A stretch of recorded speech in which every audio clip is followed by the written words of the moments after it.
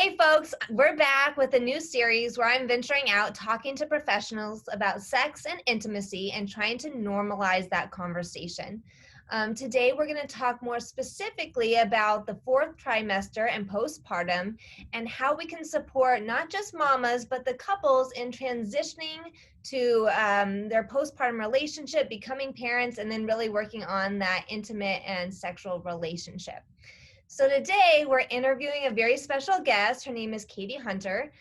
She is a physical therapist specializing in the pelvic floor and muscle dysfunction, specializing in the pelvic floor and muscle dysfunction. And today we're talking about, like I said, that postpartum period. So she's going to really help us out. I'll let her talk in a second, but she's a new mama and she's local in the Ventura County community. But I think, Katie, you also do online support as well, right?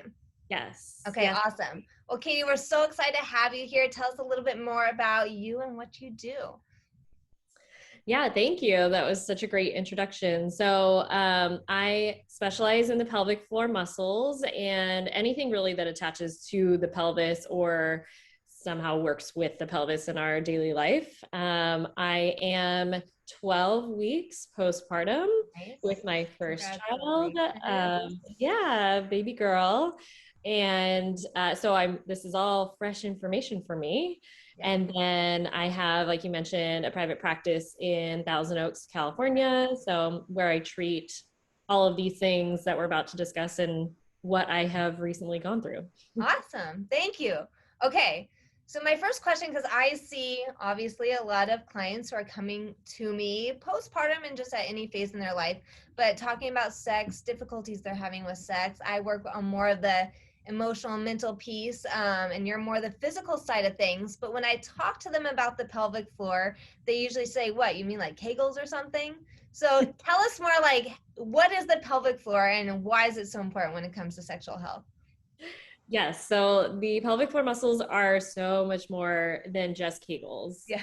And understanding that is so important. So the pelvic floor, to start, is a group of muscles that sits at the bottom of our pelvis. Mm-hmm. They close the openings. You have the urethra where urine comes out, the vaginal opening, and the anal opening. Mm-hmm. So these are the muscles that keep those openings closed so that we don't leak or lose control. Mm-hmm. They also support all of the organs that are inside of our pelvis. And then we have the ability to relax these muscles, and that's how we have control over our bladder and bowels. So to empty. Right. And I will tell you, some people don't even know there's 3 openings. So yeah, I'm sure you know that too. Yeah, no, that's exactly why I add that piece in there, because most people don't know their own anatomy, and that's totally fine, but that's what we're here for. Psychoeducation, yeah. Yeah. So the important piece with pregnancy and then postpartum is that if you deliver vaginally, mm-hmm. you are pushing through your pelvic floor. Right. So these muscles are directly affected by delivery if you deliver vaginally. Right. But it's important to understand that they are also affected no matter how you deliver. So even if you have a C-section, mm-hmm. because the pelvic floor is part of our core muscles. And no matter what you do, your core muscles are going to be affected by pregnancy and just the changes that we go through with the abdominal wall stretching and so much pressure on the pelvis. So even if you didn't have a vaginal delivery, these muscles can still affect your sexual function. Which is so important because, again, one of the things I hear a lot around C-section is there's the stigma or the conversation that's the easier way to go, like you didn't have to struggle that much, all those things. But even that is connected to the pelvic floor, and even you might have some issues or work you need to be done around that. So to know that all of our bodies, like, it's all connected, and we got to figure that out. Everybody needs the information, and that pregnancy, delivery, it's all hard. There's no easier route. It's all tough. Absolutely. Yeah. And to explain a little bit more about how the pelvic floor works specifically with sexual function. Yeah.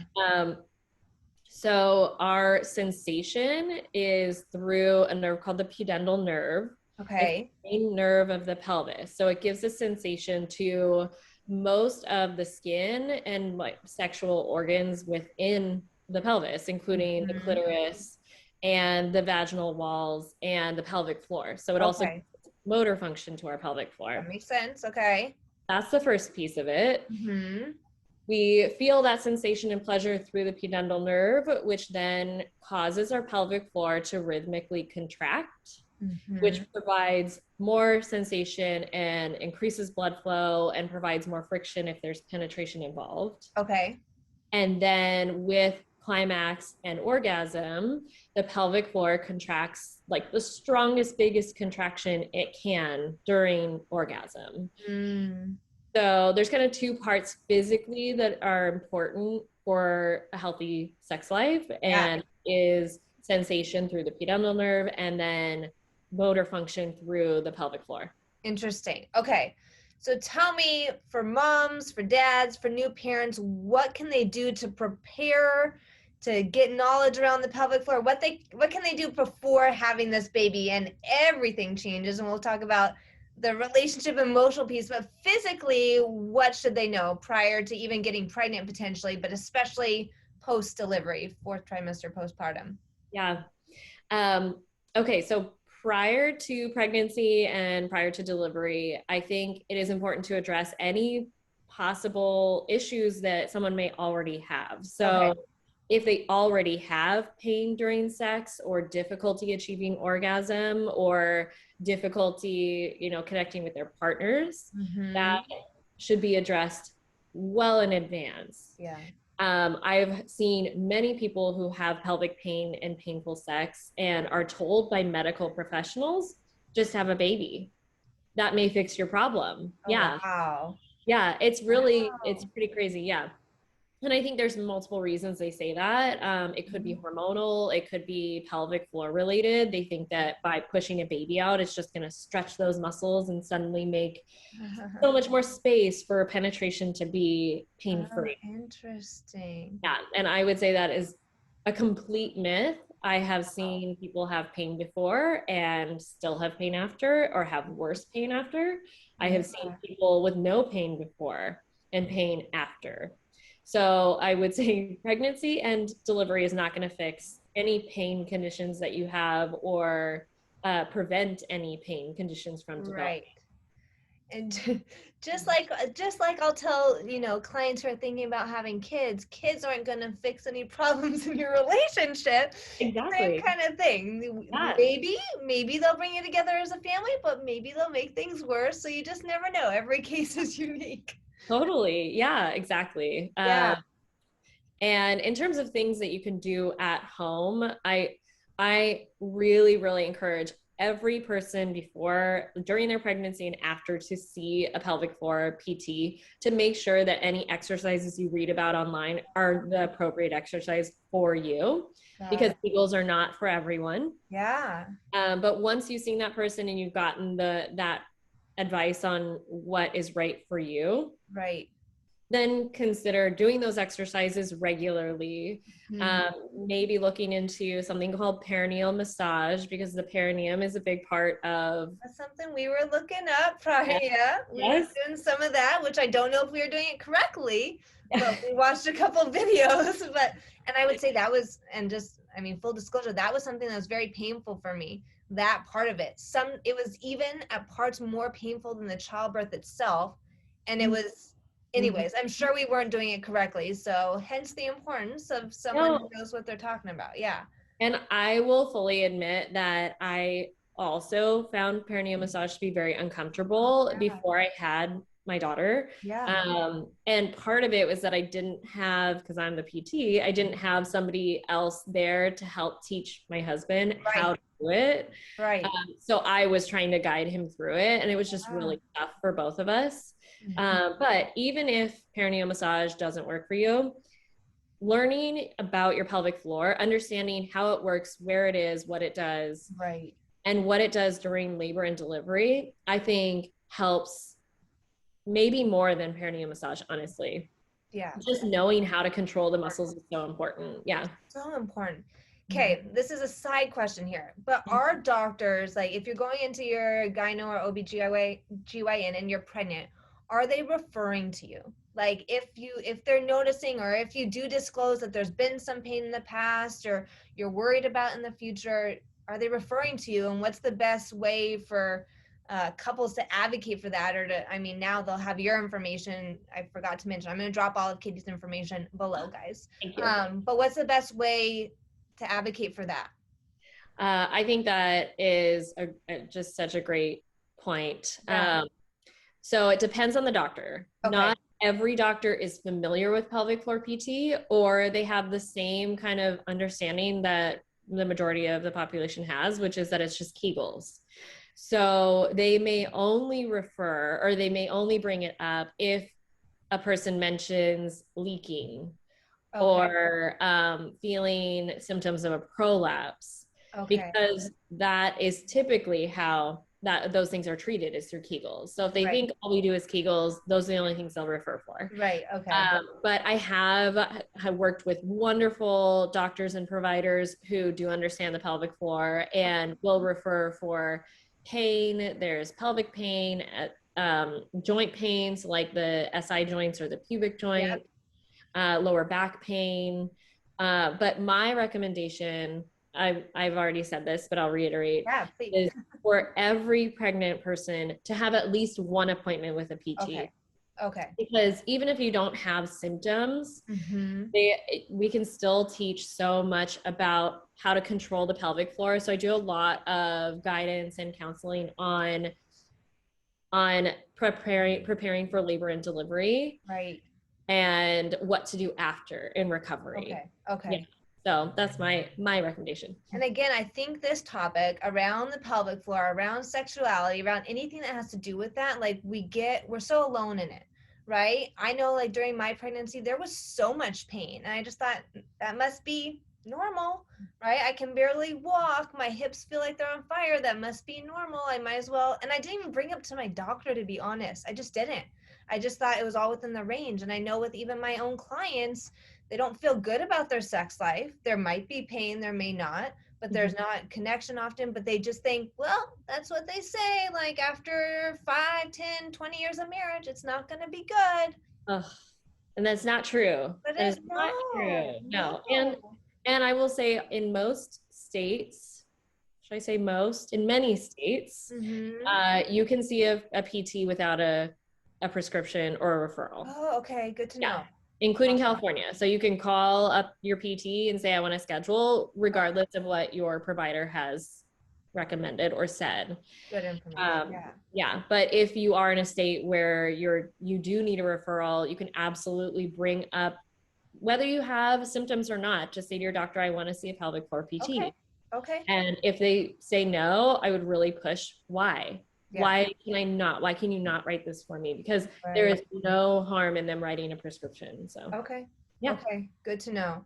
Yeah. So in preparing for pregnancy, postpartum, and some of the clients you see, I mean, so much of the work I do is I want both partners to be involved, right? I don't want everything to be on mom's shoulders, dad's, male, female. I want everybody to be involved in, the partnership and their sexual health. So how can partners support mamas in pregnancy and postpartum? What can they do physically to make things more comfortable potentially? Or again, like I said, advocate for them and their partner. Do the guys need to get checked out postpartum for anything? Give us some lowdown. I totally encourage the same thing. I try to get partners involved as much as possible when it comes to sexual function. Because there's takes two to tango. So you need both people involved. And I would also love to hear what you recommend for partners.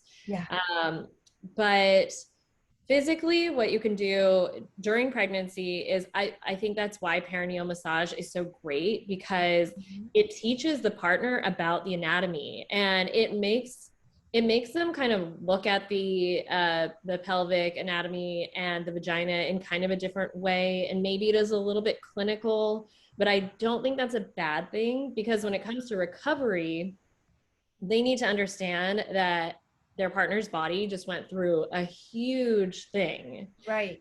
And if they only look at the pelvis and the pelvic structures as sexual, they may not understand what they're going through in their healing and recovery. Right. So involving them in perineal massage, but also involving them in all of the exercises that they may be doing, Okay. whether it's stretching and positioning for labor or doing their Kegel exercises at home, if that's what was recommended, or even doing their breathing and meditation. One Mm-hmm. of my favorite resources when I was pregnant was something called Spinning Babies. Have you heard of it? No. I tell everyone about it. I just think it Okay. was such a great bonding experience for my husband and me. Cool. So it is actually a website that's made for breech babies. Okay. So they are exercises and techniques to help babies turn and flip that were created by midwives. Okay. But now they're recommending that really anyone can do these exercises because it's helping your pelvis kind of open and helping you position for the baby to get into the right position for delivery. Right. And a lot of it is the same comfort techniques you may use during labor. Yeah. So I think that's another great way to connect and prepare. This is something that you can touch on too, because some of that connection is more of the emotional preparation, Right. having a baby. So I don't know if you Right. want to talk about that. Yeah, and I was gonna say, like, I think to start out early, even pre getting pregnant, but to start out early, really having these conversations, right? I mean, communication is the main thing, I think, when it comes to sexual health. But having both partners be involved, because yeah, mom's the one's pregnant, she's having the baby, maybe the one nursing, all of these things. And dads, I find emotionally can often feel like the third wheel, right? Yeah. I can't feed the baby if the mom's focused on, nursing and breastfeeding. Okay, she doesn't want to do bottle. I don't know what to do. They get left out. Mom is getting this oxytocin from nursing, so she's creating that nice bond with baby. And dads and partners really get left out. So to feel like he has a role, that they have a role and a purpose, and starting from, pre-pregnancy throughout pregnancy, learning how they can best support their partners, that's that emotional intimacy and connection that's going to set you up for success for the long game. I think Yeah. that's wonderful. Yeah. Um, and then to talk a little bit about the postpartum recovery and what partners can do. Mm-hmm. It's funny because you're the therapist and you're the one who is always having these conversations with people on the Right. emotional piece. But I remind people so much to just be patient, Oh, yeah. to be patient with their bodies, for their partners to be patient with their bodies. Yeah. The typical time frame for recovery is that 6-week mark in the United States. We laugh about that all the time in couples with therapy. It's this like doom cloud coming over for women where men are like, yes, I get the green light. We get to go. And women are like, oh yeah. Oh yeah. No, yeah, right. No way. And that was something that we talked about a lot. Like during this preparation and perineal massage, I was like, hey, just so you know, so many women have pain with sex after having a baby. It's almost the norm. Right. So I know they're gonna say 6 weeks, and I want to try. That was me. I had the conversation of like, I want to try it. Right. But if it's painful, we are stopping. Like immediately. There are certain things you can troubleshoot, and I can share those. Mm-hmm. Which could be, it might be lubrication. That's usually the first question. Yeah. So using a lubricant, which there's lots of at-home lubricants you can use, or you can buy something online. Mm-hmm. Definitely. It may be position. Mm-hmm. So trying different positions. Mm-hmm. It may just be the speed and needing to take things really slowly. Right. So I encourage that first penetration to be really slow, or if any first touch to the area, just like let your partner slowly, or maybe you touch yourself first to see how things are going. But if it's painful, stop. Yeah. If you've done all those things and it's painful, don't keep going. And just on that note, on kind of the therapy side and mental side of things, like while there can be physical pain, the emotional and the mind body, connection is also so important. So if you're going into that 6-week appointment with your, for your follow-up, and because a lot of moms talk about it now, like that 6 week that looms, Like if Yeah. you know that's coming and you haven't talked to your partner about what the expectations are, what you're both hoping for, looking for, then it can feel very overwhelming. And like there's a lot of pressure on you to, it Yeah. may have been all of your pregnancy potentially that you weren't, having sex or engaged. So your partners are waiting, and usually for good reason. They miss you, they want to connect, right? But Mhm. if you're not talking about it, that pressure can also, I feel like, cause that physical, because your body just shuts down and closes up. It's like, not happening, right? I'm not doing this. But the anxiety is feeding that too. It's Yeah. like, I don't know what this is going to look like. Yeah. And to add on to that, I didn't mention part of the function of the pelvic floor is what we call it. It's driven by our autonomic nervous system. So it's automatic. So we have the ability to control our pelvic floor, but the Uh-huh. pelvic floor also has the ability to do whatever it wants for survival. Mm-hmm. So it's this idea that, we don't have to think about storing urine in our bladder. It Right. just happens naturally. Yep. You feel that urge to go and you're like, oh yeah, okay, maybe I'll go. And you go to the bathroom and you relax and Right. but the whole time leading up to it, you're not thinking about it. It's happening automatically. Right. So if you throw in fear and anxiety Mm-hmm. with sexual function Mm-hmm. and you're saying your body tenses up, your pelvic floor will tense up and contract and close the Yep. openings Yeah. Yep. in response to those feelings. Yes. And that makes, then you're trying to force something inside when the muscles are closed. Yeah. That Yeah. itself is going to be painful. Yeah. And to disclose my experience, like that 6 week mark, we had talked about it, we had prepared, and it was kind of your mindset where I will give it a try, right? We even, and something I talked to couples, because we get so like, there's the exhaustion, there's switching of roles, there's figuring out everything, that when, that 6 week mark comes up, and if you're wanting to try, I encourage couples to get in a new environment, right? You've probably been at home for so long. So book yourself a vacation, even a weekend away, a night away, even if you're taking baby, but kind of to help you shift gears, because those transitions are so important. And even when you know that 6 week mark is coming up, have some foreplay, whether it's just like some gentle touching, even a back massage. A lot of women, when they're nursing, like they're touched out. So if Yeah. they can't handle like a little back massage or hug, sex might not be on the table for you at 6, Oh, yeah. right? Yeah. So you can be slowly building up and really reassessing and navigating where you're at and having conversations around that, right? Yeah. Anyways, so we booked a little trip away when we had my daughter. It's like, we're going to get away, like we're going to get in a relaxed mode, right? We're going to just take some time off. But that first try, like I equate it to, remember those Chinese finger traps? Oh my gosh. Yes. I've used this example before. It's so Oh, funny. okay, yes. So I felt in my mind like the feeling was something just came out in one direction.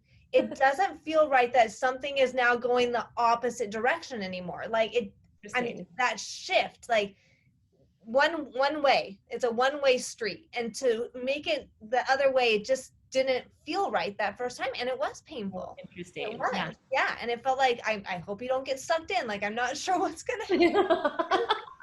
That is so funny. And that is the pelvic floor. That's the pelvic floor that would do that kind of sucking in, not letting something come out, which has totally happened to people. Yes. So that is hilarious. Yeah. But yeah, I'm sorry that you ended up going through that. So You just, again, like there are, I think, tears and, a lot of conversation, but having a partner that you can trust with that experience. And I know like you wanted to talk a little bit about what that looks like, right? What you can do in advance to prepare, not just physically, but emotionally, right? Yeah. So I think, again, it goes back to if there's any issues in the relationship ahead of time, like you got to be on the same page, right?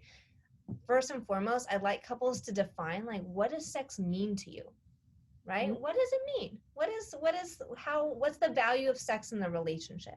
Because I think we often misconstrue how our partners look at sex. And a lot of the times after you have a baby, like that stigma is, oh, the woman doesn't want to have sex again. She's never going to have sex with me. She's not attracted to me anymore. All her focus is on baby. And then, the female's thinking all he wants is sex. He doesn't care how I feel. He doesn't care that I'm in pain. He doesn't care that I'm nursing. So we make these assumptions and we create narratives, and that becomes our reality. That becomes our version of the truth, right? Mhm. So having these conversations, slowing down, being patient, and even if you can't, I tell couples, even if you're not ready at the 6-week mark, the 6-month mark, the 2-year mark, to be physically intimate, there's so many other things to let your partner know, hey, I'm here. Making the goal, so not the outcome goal about sex, but making about pleasure, right? There's so much pleasure that you can have and explore with your partner, and it does not have to be intercourse. So Yeah. that's a big conversation I think couples can have really at any point in their relationship, because we all go through different phases, whether it's stress at work that may, lower our libido or desire. Mhm. There's so many different things, family things, physical, health concerns. There's so many things. So pursuing pleasure rather than necessarily the outcome goal of sex or orgasm, and just taking that pressure off. Yeah, I think that is so wonderful. And to, yeah, just to emphasize that there are other ways to have pleasure Yeah. than pure penetration or pure physical sex. Yes. Yeah, because it may take a while. And that's something also that there's a physical reason for that, where physically it takes us at least 12 weeks to Mm-hmm. fully heal. Wow. Yep. And for most people, I say a year. Okay. So even, and we're talking tissue healing, but we're also talking nerve healing. And then we're talking about the mental trauma that you went through by, delivering a baby, however you delivered that baby. Mm-hmm. So I think 12 weeks to a year is reasonable. And that's why we all laugh at the 6 weeks. Yeah. Yeah. All the 6 weeks is saying is that your body has physically healed well enough that you could have sex without causing an Damage. infection. Yeah. That's Without all doing 6 weeks means. damage. Yeah. You know, Yeah. And I wish, again, I wish doctors, if they're not going to take the time to explain that, which I get, like they have, there's a lot of people, but making those referrals. And I'm hoping even doing videos like this, talking to more doctors and medical professionals, like we're out there to support you, right? Refer to us and we can help create this tribe around sexual health and support.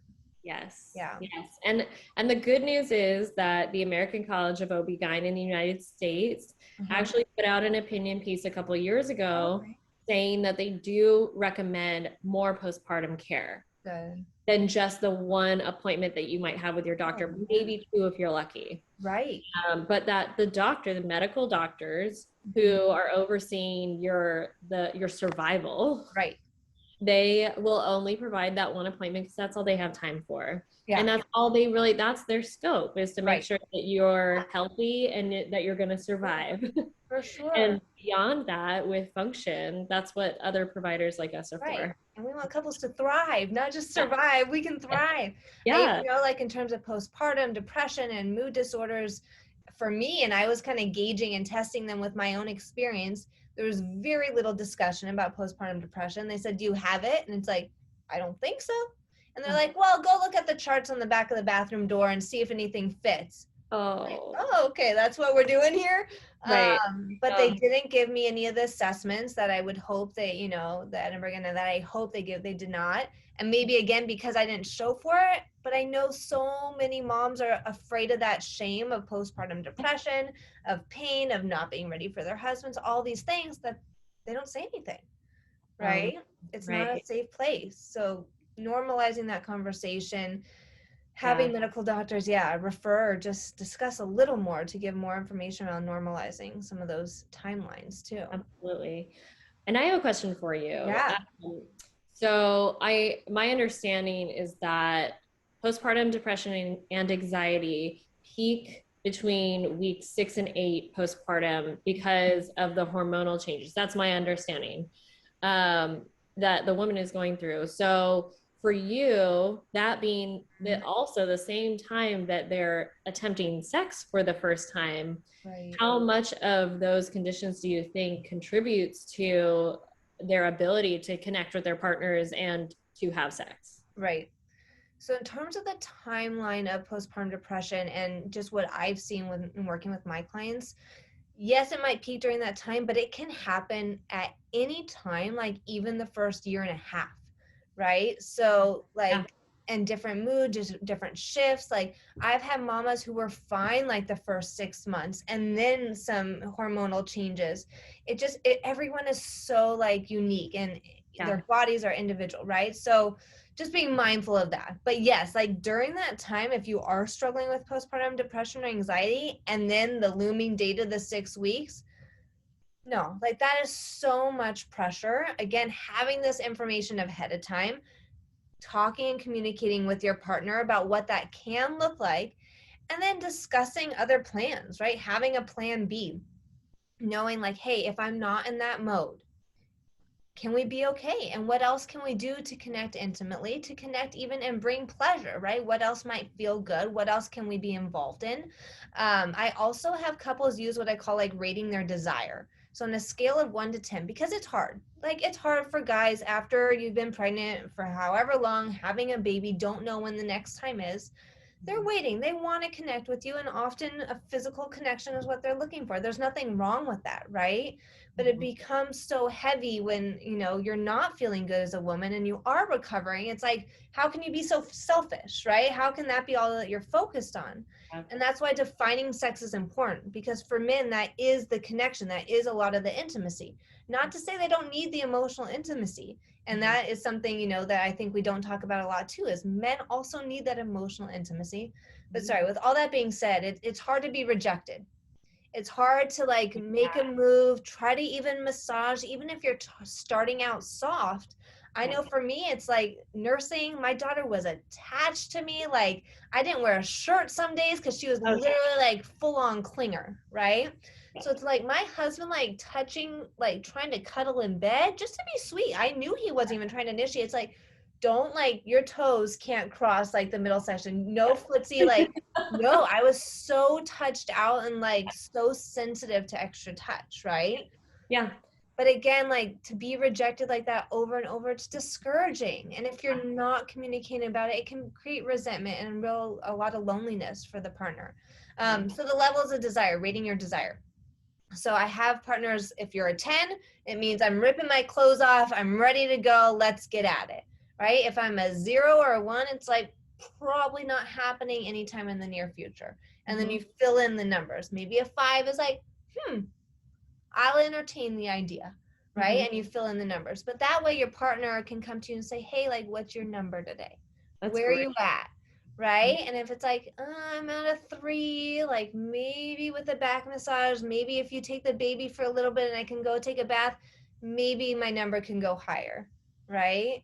But for women, like a lot of the sex game around desire and arousal is also like making a decision. It's like, I can potentially be in that mode, right? But when we're in mom mode all the time and someone just kind of comes at you with an initiation, it's like, oh man, no, it's too much. Yeah, I think that is such great advice. Honestly, like, I mean, that is such a great way of approaching it, because I've personally felt that too, that like just being touched out, and I'm also breastfeeding, and yeah, it's so hard. I'm constantly having to have conversations with my husband about like, this is just what's going on with me right now, and it has nothing to do with you, but this is how no.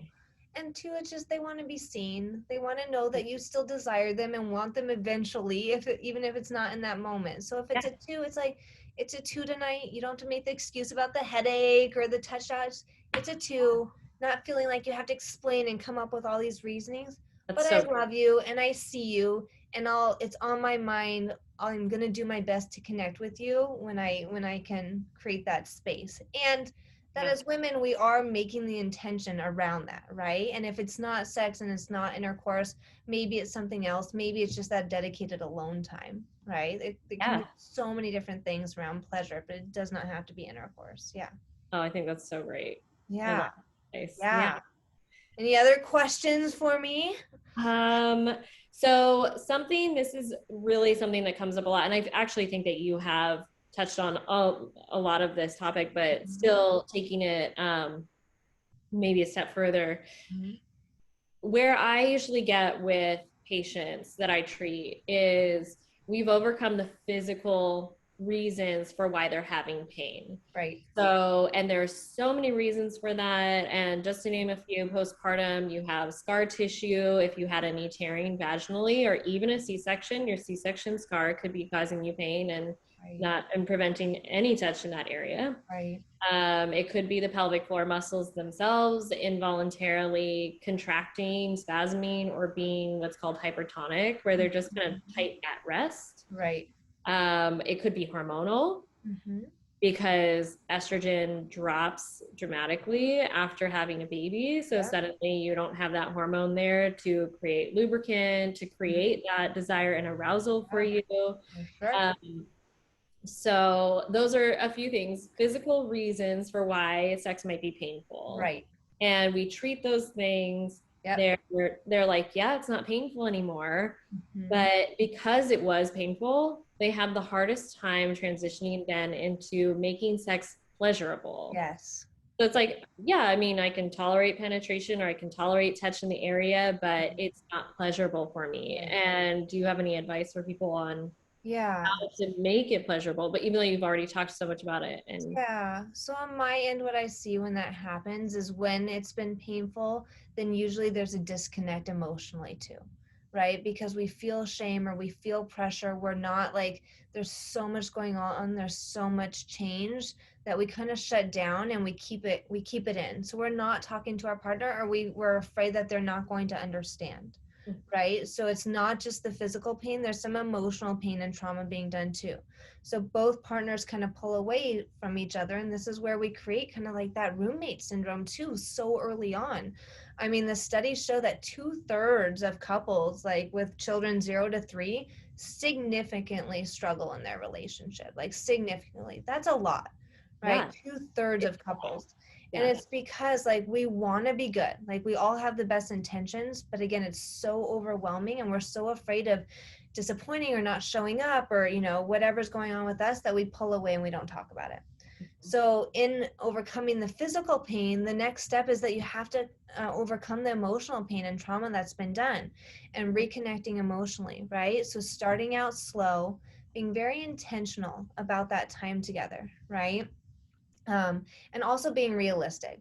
So for couples, it's like to go back to where if you had a decent sex life prior to having kids, or even thinking, I know a lot of couples compared to like the first few months of, you know, our relationship, our sex life was awesome. Like there were butterflies, there were passion, like it was so luxurious, all these things. And we compare to that. And as time goes on, it's like, yeah, it's not like that anymore. Like, does that mean my relationship's not good? Right?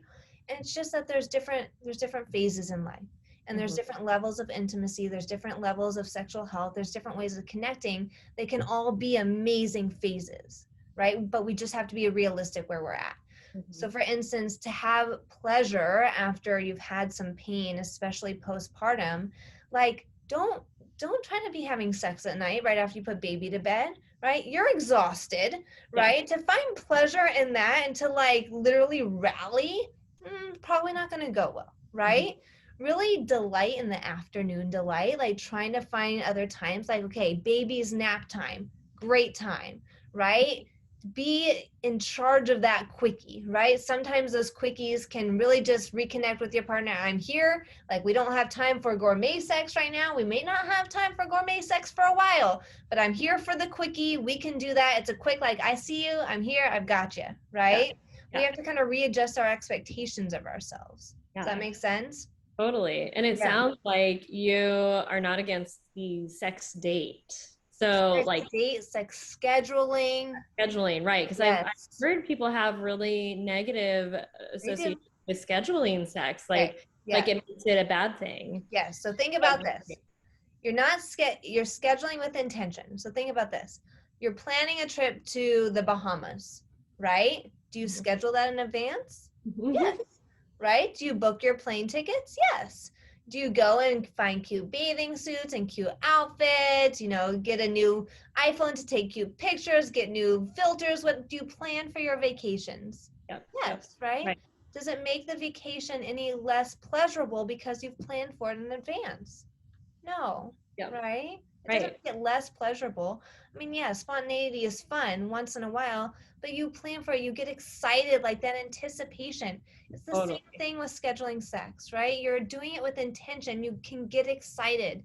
Again, the mindset, especially for new mamas, is how am I going to create those transitions to get me in the mood, to get me in the mode? Like, do I need someone to come and watch the baby for a bit so I can actually take a shower, like shave, feel like a person? Do I need to get out for a bit and like go get a glass of wine maybe? Like, what do I need to create those transitions? But planning for that allows you to do that, right? Consciously do that.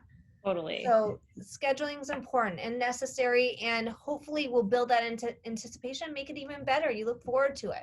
Yeah.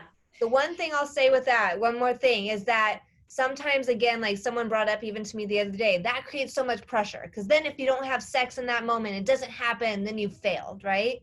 Yeah. So again, shifting the mindset to it's not about the outcome goal, it's about seeking pleasure together as a couple. That's And so great. oftentimes that can be way much more fun. I will also say a lot of women don't orgasm through vaginal intercourse anyways, so really focusing on seeking that pleasure, it might benefit you more than you think. Agreed. Yeah. Agreed. I think that's so great. And you just reminded me too, going back to preparing and what you can do before kids, before pregnancy, before delivery. Yeah. This is more probably your realm than mine, but understanding what you like sexually before. Oh, for sure. And having a lot of different outlets for that, in the case that then postpartum, that doesn't work anymore, because physically you changed. Physically you went through a major change. So the things you like before might not be the things you like after, but understanding yourself beforehand, I think is so great. I mean, there's so much more conversation to get in terms of understanding what you like, but I'll have couples postpartum, like if they've created that list and I've worked with them throughout that transition, taking that list and having a date night where it's like a yes, no, or maybe column, right? So these things that I liked before, whether it's 6 weeks or however, where you're at in your transition, is this on the yes list still? Is it the no list, or is it a maybe? So you're just checking up, right? Things change. We got to update those love maps. I call them the sexual love maps. We got to update those. So all so important. So important. You are a wealth of knowledge for couples. Yeah. I mean, you are too. Thank you so much for being here. I mean, this is awesome. This is awesome. I think we could definitely probably have some follow-up conversations. We get going and there's so much to talk about. Yeah, absolutely. Awesome.